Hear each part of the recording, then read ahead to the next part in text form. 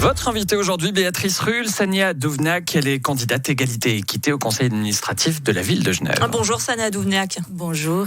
Merci d'être sur Radio Lac. Vous êtes un peu la candidate surprise de ce conseil administratif de la ville de Genève. Vous avez été la dernière à déposer votre candidature pour cette élection. Et on va être honnête, les Genevois vous connaissent assez peu quand on vous compare à d'autres candidats. Est-ce que déjà ce manque de notoriété, c'est pas déjà un très gros handicap pour vous ? Moi, je le vois pas comme ça. Une campagne, elle se construit. Alors, c'est vrai que la mienne, elle est assez tranquille. C'est vrai que les Genevois, ils me connaissent pas bien, mais je me suis déjà présentée il y a 2 ans au Grand Conseil avec une poignée de citoyens dans la même démarche, c'est-à-dire que l'on veuille s'exposer en étant citoyen sans avoir été corrompu par les méandres du pouvoir, en étant peut-être dans des sphères où on nous indique comment faire.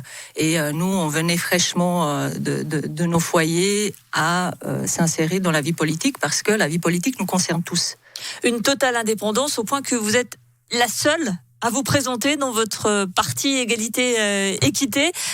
Ça aussi, ça peut surprendre de se présenter seul sans l'appui d'un parti quand on sait l'importance que peut avoir un parti, notamment dans une élection comme celle-ci. Alors, j'appellerai pas égalité-équité un parti encore, puisque aucune adhésion ouverte n'a été faite aux membres externes, c'est-à-dire au-delà de ceux qui avaient été... Au-delà de vous ? Non, au-delà de ceux qui avaient été dans la campagne il y a 2 ans. Il se trouve que sur les 15 personnes qui étaient en campagne il y a 2 ans, il y a eu quelques discordances avec certains, d'autres qui habitent d'autres communes, et l'une des personnes qui habite la commune de Genève ne se sentait pas prête à se présenter à cette élection pour ce corps-là.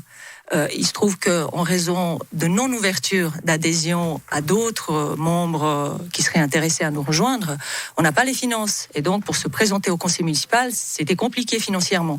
Donc, moi, je me suis lancée toute seule à la course au conseil administratif, aussi parce que je me sens capable d'aller chercher cette fonction.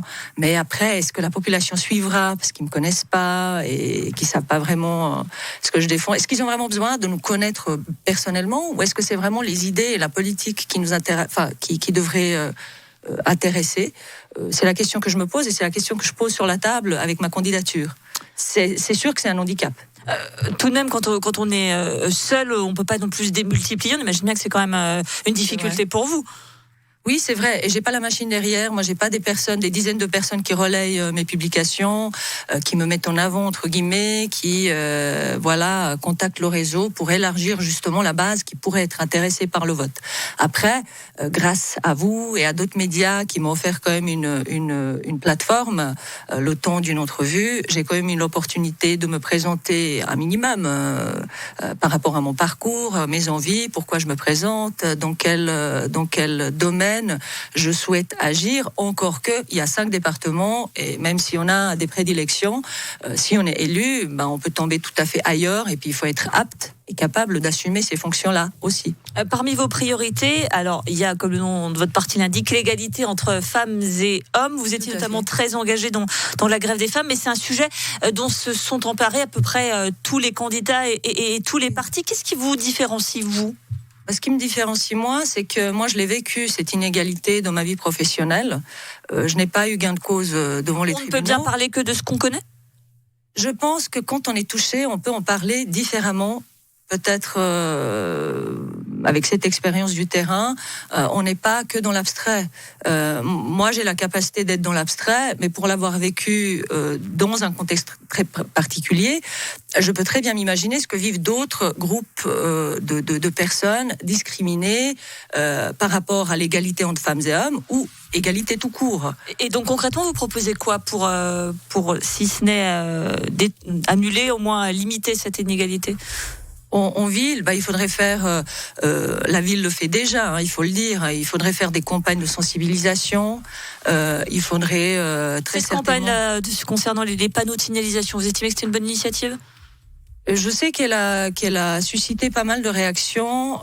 Les gens ne comprennent pas qu'il faut changer le visuel pour changer les habitudes. Donc pour moi, ça a été une bonne manœuvre. peut-être qu'elle a été mal amenée. Changer des panneaux de signalisation juste avant une élection du conseil administratif, je ne suis pas sûre que ça soit vraiment un moment opportun.